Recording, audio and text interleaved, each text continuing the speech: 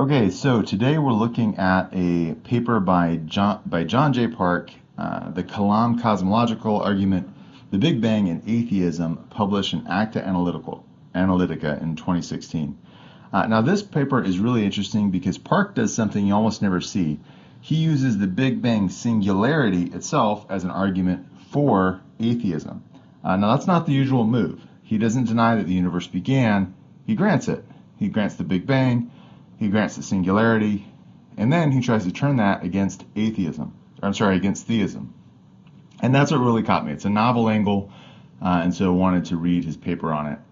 Now, I actually agree with most of what Park argues, but I'll show that even conceding almost everything, his arguments actually support theism. So what we'll do is first, we'll look at his argument.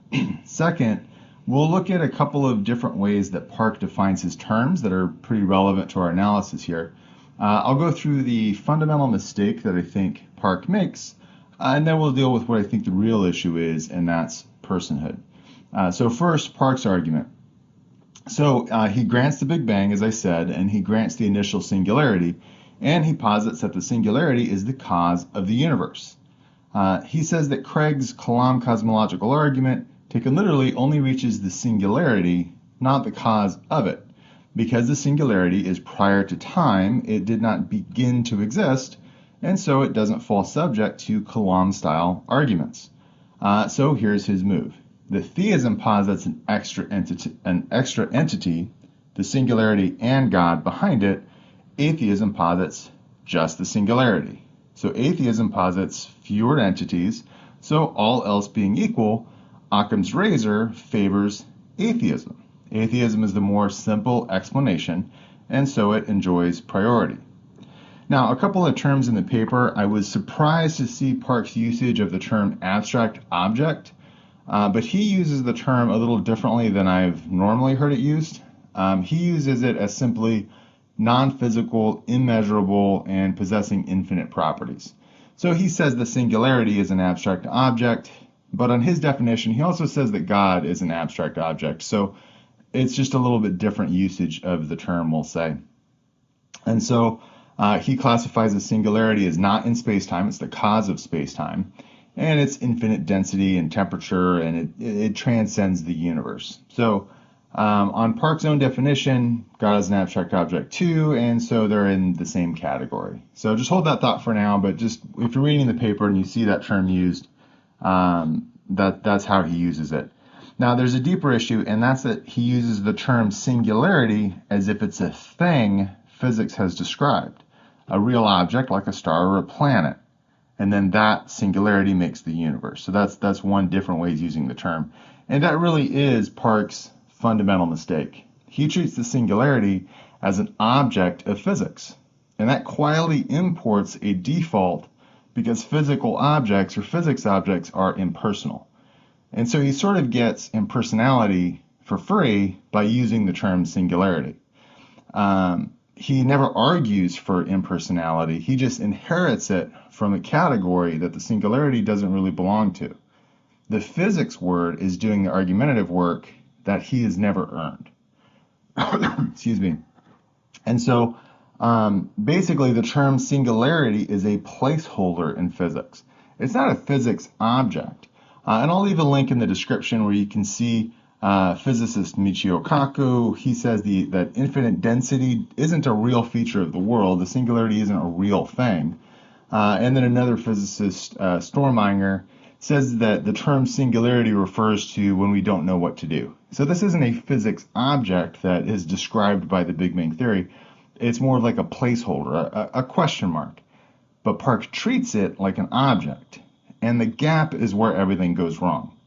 Now, I'm not denying the philosophical inferences about the singularity, that the cause is non-physical, prior to time, not bound by physical laws.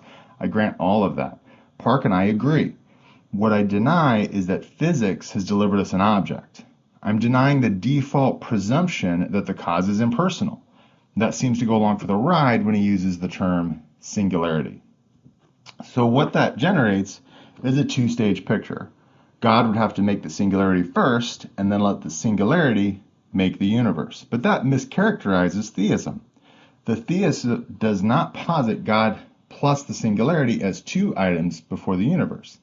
The theist posits one transcendent, non-physical, timeless, enormously powerful cause, the very thing Park is calling the singularity. And Park's own descriptions, timeless, immaterial, not governed by physical law, should have flagged this. Those aren't the marks of a physical object. He recognizes in the paper that the singularity is non-physical, but that means it's not an object in physics.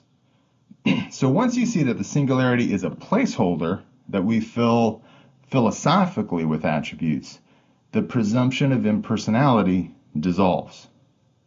And a lot of Park's own argument actually supports theism.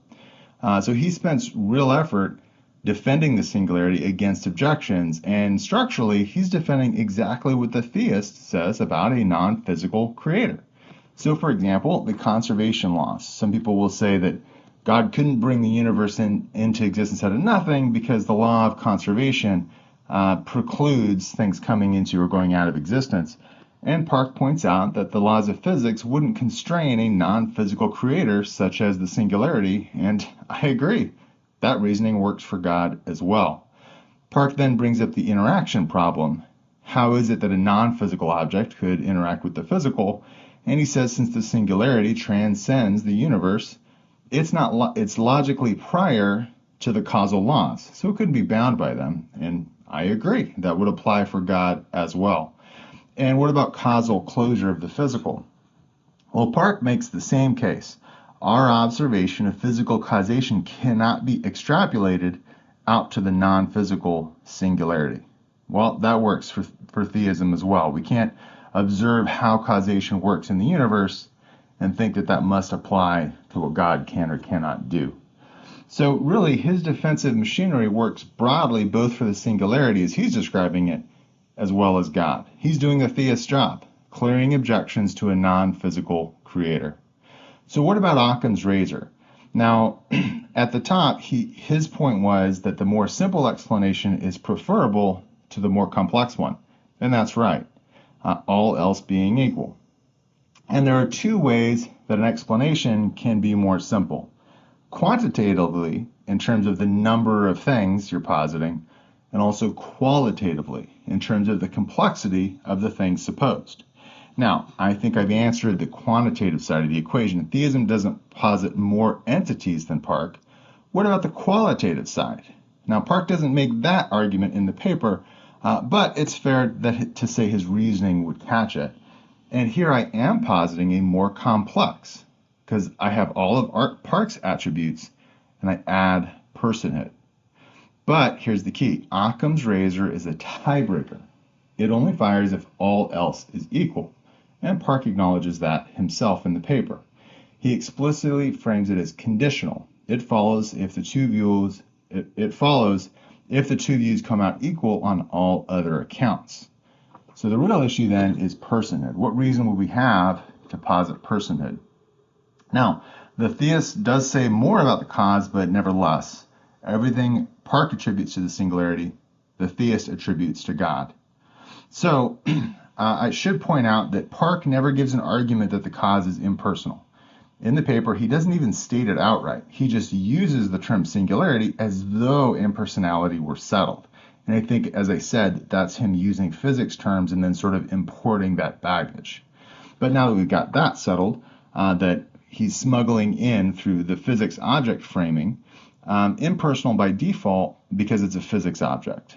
If we strip that framing away, the assumption stands naked and there's no argument underneath it.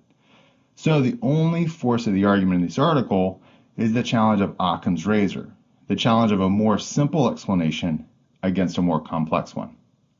Now, even if we concede everything, even if we say that Kalām alone doesn't hand us personhood, the argument still delivers a non-physical, transcendent cause of the universe.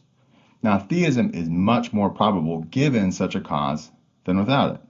So the Kalām stays a strong argument for theism, even with personhood set aside, and it features into a cumulative case for God's existence. When the theist is ready to argue more strongly for personhood, he can turn to things like fine-tuning or the moral argument.